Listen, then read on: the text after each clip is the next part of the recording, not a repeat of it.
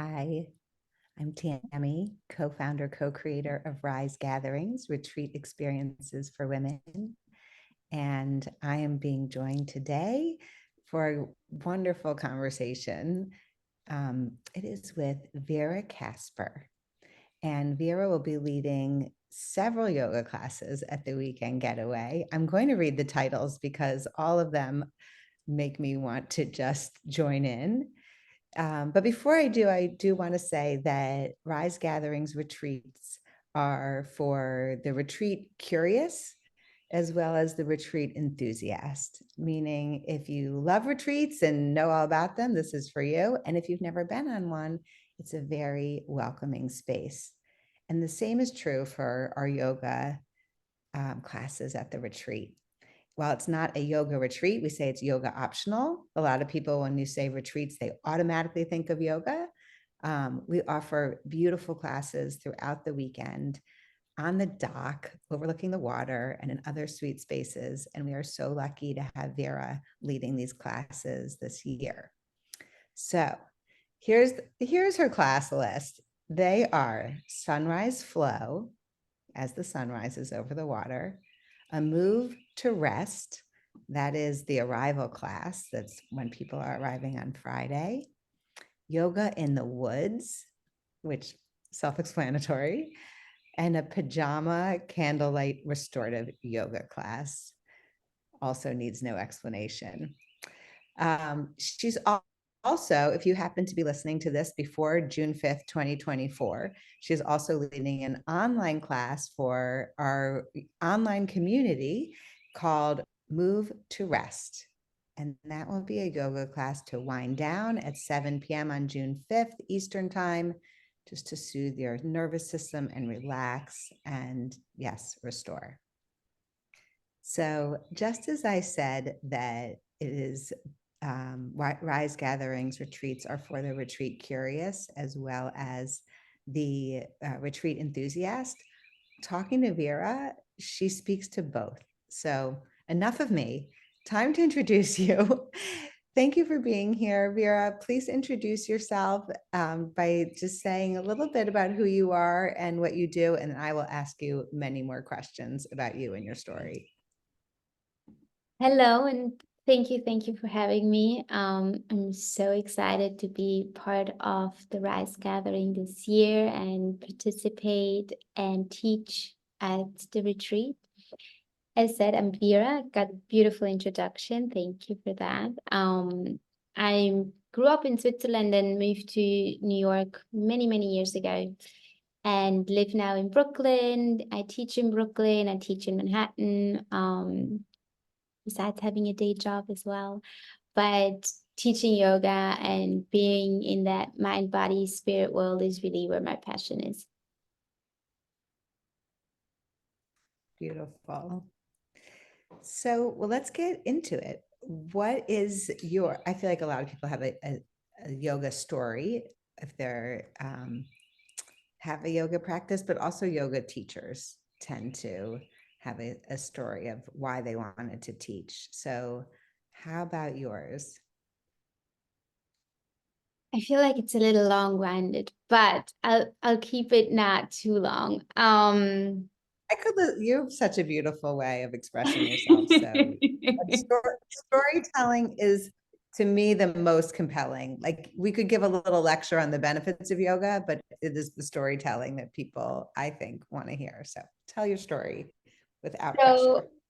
I think really what got me into yoga was Ayurveda. And so if you're not familiar with Ayurveda, Ayurveda is translated from Sanskrit into English as life philosophy. And it's a lifestyle basically of not just preventing health and medicine system, but all around how to live.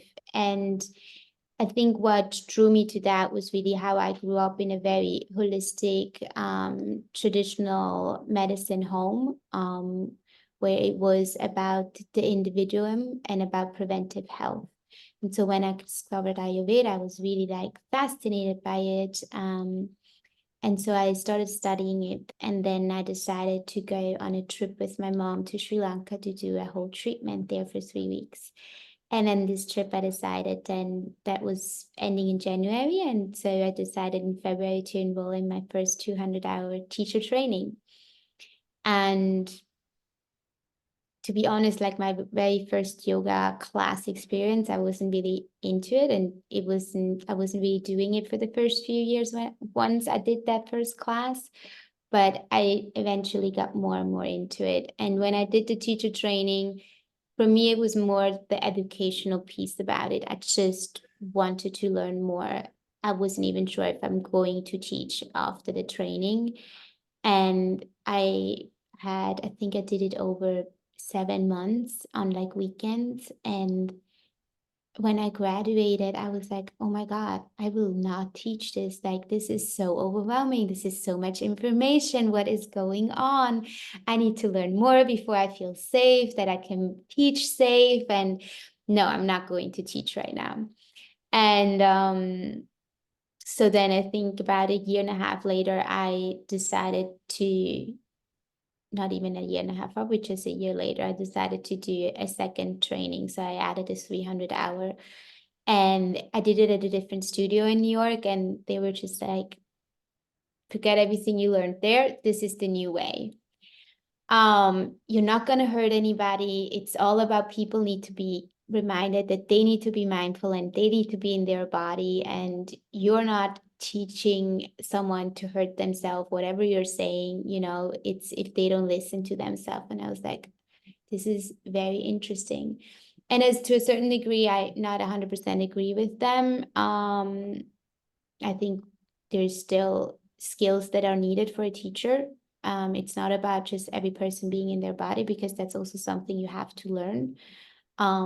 It did encourage me to start teaching more, and it just gave me overall the tools. And once I started teaching, I realized it's, when you've done a yoga class, a lot of teachers say, like, in the end, like, the teacher in me recognizes the teacher in you, but it's this like repetitive ending quote where I'm like, do you actually understand what you're saying? Where is this coming from? Because everyone says it, right? So it becomes this repetitive thing. But once I started teaching, I was really like, no, I am a student, and I am just, and maybe this sounds a little poetic, but like the vessel, I'm just a person that shares what I got to learn. And none of this is mine. I didn't invent anything, but I am so fascinated by it, and I'm so passionate about it that I do want to share it with whoever wants to receive, whoever wants to listen, whoever wants to practice. And yeah, so that's how I really got into it. And it's a endless topic. There's so many lineages, there's so many different styles, and besides just the asana practice, obviously, so the movement practice, there is meditation, there's breath work, there's the spiritual aspect. And so you never learn, I don't think I will finish learning before I die, right? But because I have the passion for it to go more and more, I've ended up doing so many trainings in the meantime, and different styles and different lineages. And sometimes I'm like, maybe I should focus on one and really go in depth, but I'm like, no, I want to know it all. And what in the last maybe like in this year really came even more to me, what it's really the difference makes to me is like this whole industry, we could even say, or like lifestyle we're in, that is really important for me, is to see about the preventive health aspect it brings. And that's really where I ended up realizing my deepest passion lies in. Even from the day I started going down, learning about Ayurveda, it was actually where my passion lies, even without me really knowing or pointing my finger at it. But I think that's really where it comes from, to understand we are all individuals and everyone should be treated as an individual. We can't put, not everyone works the same way. Not every body looks the same. Not every internal system of bodies are the same, and it should be treated individual. And we could do so many things preventively when we look at all the alternative medicine systems and look at yoga, what can be done without. And it's not about even longevity, because a lot of people think that, oh, you just want to live forever. Like, what is this? Like, just YOLO, enjoy life, right? It's not even that, but it's like, I personally want to live comfortable. And for me, living comfortable means I don't have aches and I don't feel constantly ill or have the latest things that are going around, like with a lot of women, the whole constipation or the hormone imbalance and so on and so forth. So it's figuring out what can I actually do to prevent that before I even have to go to the doctor. Mhm. That's a little long. Wow, a lot of things that I wanted to say. First, I just admire your dedication as a student and desire to learn for yourself, because of the responsibility of imparting it to others. And I think it's something that people get fascinated about yoga instructors, like, why all the trainings? But you described it so well. And we teach what we want to learn. So preventative and healing, the preventative and healing realm, we're going to talk more about that. I'm personally so interested in it in my 50s now, because those things that we're preventing are getting closer and closer to when they typically have an onset. Although we know that the groundwork is laid in as early as our teenage years.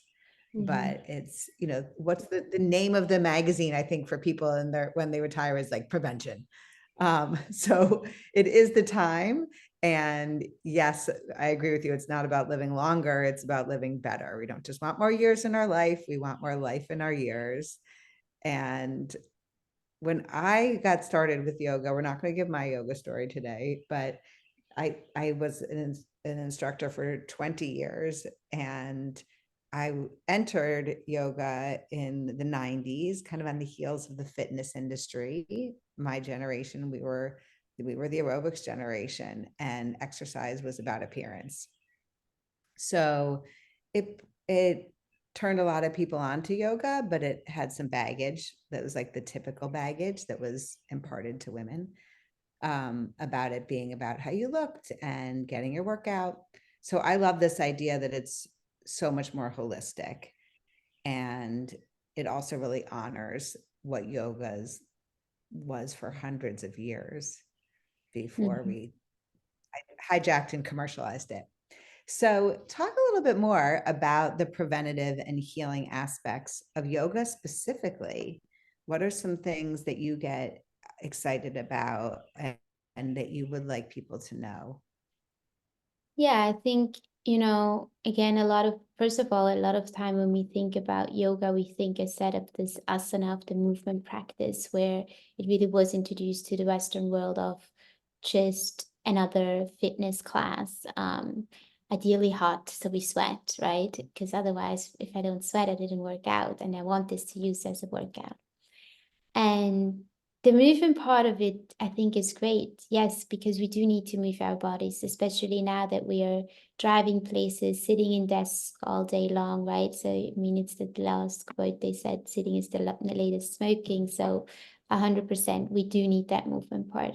But it can go so much beyond of that, I think. I touched points on it, like it's about the spiritual, but it's also about pranayama, which means the breath work, which is really like learn how to breathe, because the breathwork exercises, they are so powerful. They can literally change your, I mean, I don't want to say like chemicals, but to a level, yeah, they can really change stuff, and they can really help your nervous system. I think anxiety, everyone talks about anxiety constantly, and it's like, but do you breathe?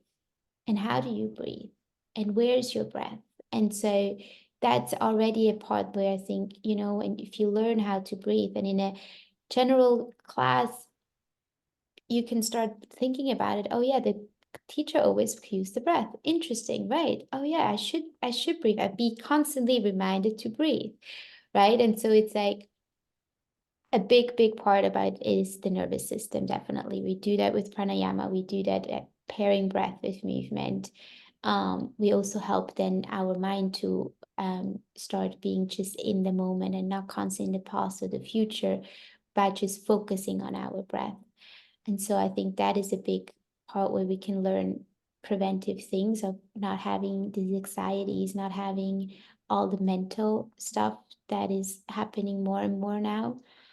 But I also learned more about traditional Chinese medicine and the organs and the meridians, which are like these energy channels that go through our body, which are similar. They're not similar. There's like, obviously everyone usually knows about the chakra and not as much as about the meridians, but the meridians are like connected to all of your organs. And so there's specific asana flows you could do that are very specifically focusing on these meridians to really open up that chi, that life force that goes through the body. And again, it's like if we keep our organs happy and everything flows well within us, then that is a preventive piece about it as well. Beautiful. I love that you started by talking about the breath. We're so often literally holding our breath. And I actually learned, which if whoever is listening to this should even try it out right now, how you really get, we cue a lot, like inhale into your belly and find that expansion. But people that actually haven't really learned how to breathe right, it's actually easier to cue them to think about breathing straight back to the back of your head, and it immediately starts dropping your diaphragm. So just breathe behind, like put even the hand behind here and breathe back. And I last week someone said that to me, and I was like, oh my God, this is crazy. This is so good. I love it. Right? it's not as ambitious as like breathe into your belly, because then you can get kind of tense just But you even actually, and seeing you, people do if it. you They're like, if you do it a few times, you start realizing like your lungs expand actually really like natural and easy, and like you're in it. You're in it. So good. it's also one of my favorite aspects of yoga. And have you seen the James Nestor book, Breathe? It's good. Yes. Such a good book.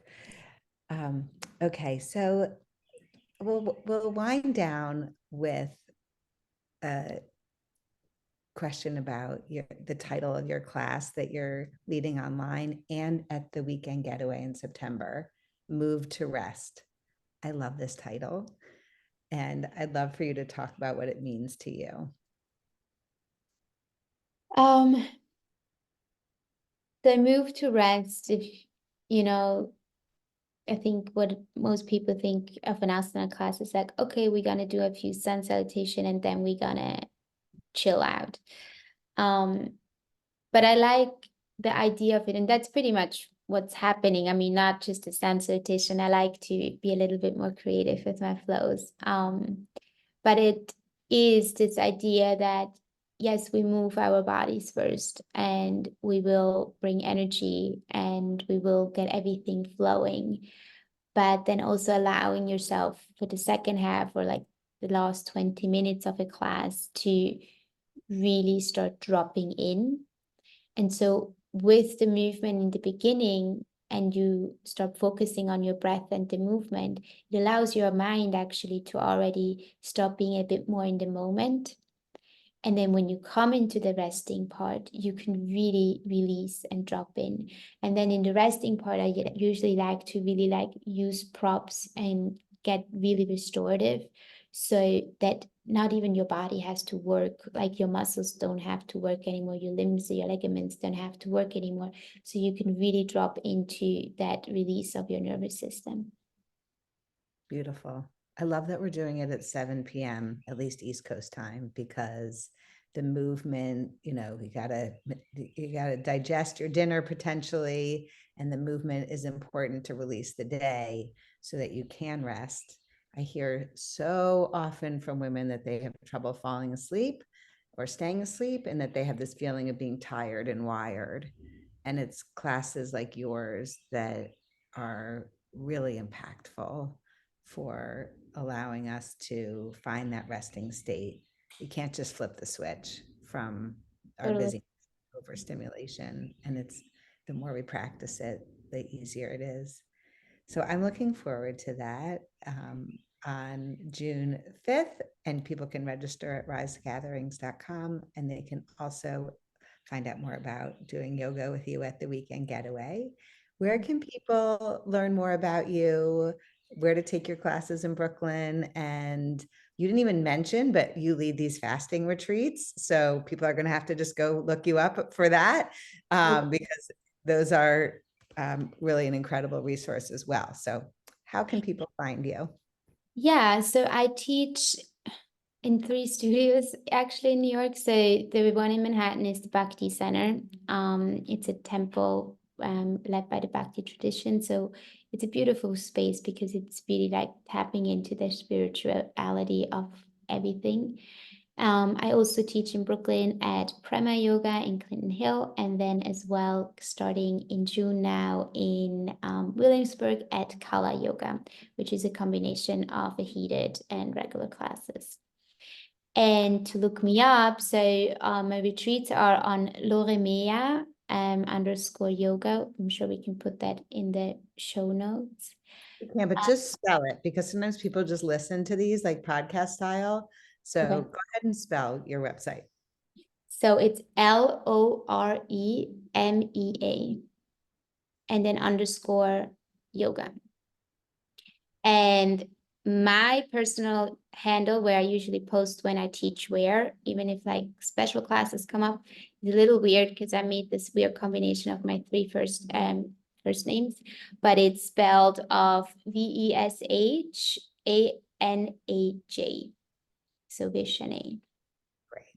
People can find all this on the Rise Gatherings website as well, but I like to have it audio and visual for everybody. Thank you so much, Vera. I am personally very much looking forward to being guided by you and continuing to learn with and from you. And thank you, everyone who's been listening. I hope that this has inspired you to move to rest today, and to realize that the effects are long lasting and about much more than maybe what you're feeling in the moment. So thank you for articulating that for all of us today, Vera. Thank you so much. I much appreciate being in this space and the community with all of you.